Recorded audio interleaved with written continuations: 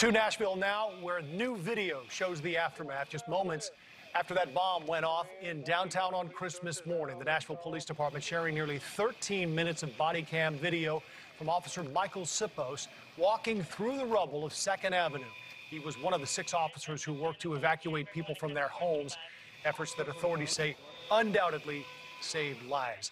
That explosion rocking the city of Nashville. Investigators now searching for clues about why Anthony Quinn Werner set off that bomb.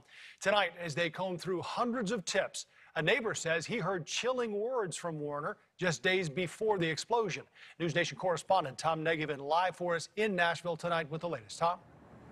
Right, Joe, and Nashville police releasing that new video to us within about the last 90 minutes. Metro Nashville police say that officer was issued a body camera just days before the explosion, letting us see what he saw.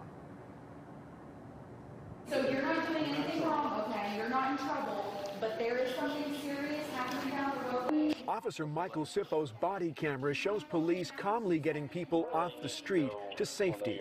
They've heard the announcement blaring from a speaker inside this white RV, warning of a bomb. The officer goes back to his squad car, likely to put on his body armor, when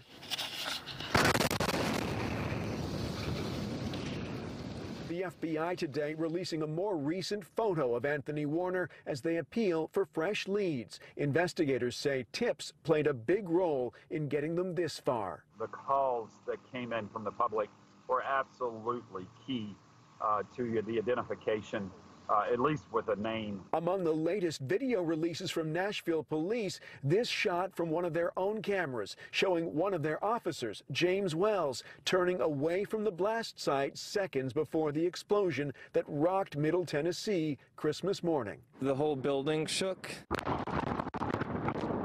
Tonight, munitions experts are weighing in, suggesting it was likely a large amount of a low-grade explosive that did this. Military grade, they say, is just too hard to come by.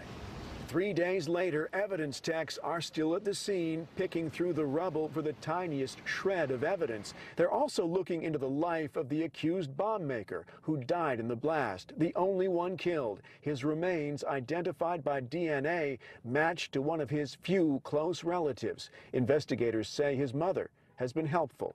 Anthony Quinn Werner was 63. We know he wasn't married, had no children, lived quietly, working in IT and with alarm systems. He was not on the radar of law enforcement. His neighborhood quiet as well today. Antioch, just 10 miles from downtown Nashville, was swarmed by federal agents over the weekend. Residents stunned by this, including one who tells the Associated Press that days before the blast, Anthony Werner casually mentioned that Nashville was never going to forget him. Jacqueline, knowing what you know now, what are your thoughts? That makes a big difference. Yeah, I need to pay attention more to my neighbors, I guess, yeah. And back to that new video from the police body camera. On it, you can hear the officers discussing that perhaps the AT&T transmission building was a target, and that tonight remains a focus of the investigation. There was a warning about the impending blast, even a countdown to the explosion, and that tells investigators the intent was likely to do a lot of damage, but not to kill. Live in Nashville, Tom Negevin, News Nation.